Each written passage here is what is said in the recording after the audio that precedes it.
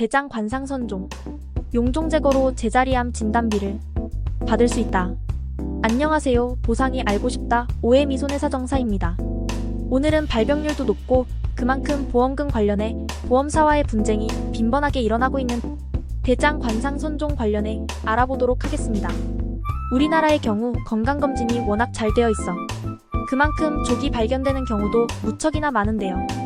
특히 위나 대장의 경우 용종이 발생되기 쉬운 환경이기에 내시경 검사 후 용종이 있다는 사실을 알게 되는 분들이 많으실 겁니다.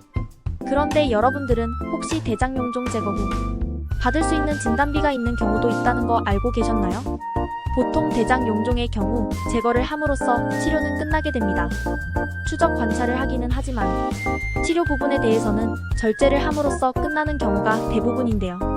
그렇기에 치료비, 수술비 이외에 진단비가 나올 수도 있는 경우가 있다는 것을 일반 분들이 알기란 어려우실 수 있습니다. 아마 생각조차 못하고 있으신 경우가 대부분이실 텐데요.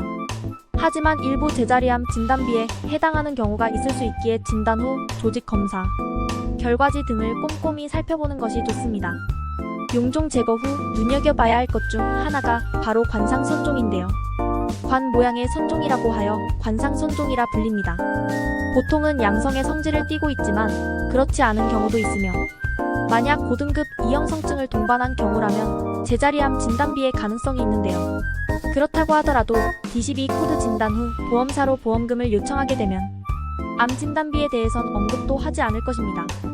문의를 하면 그제서야 해당이 안 되는 보상이라고만 할 텐데요. 암 진단비를 받기 위해서는 그에 맞는 코드로 변경해 오라고 하지만 진단 코드를 변경해주는 의사는 거의 없습니다. 보험 보상에 맞게 진단을 내리는 것이 아니기 때문에 진단 코드 변경은 거의 어렵다고 보시는 게 맞는데요.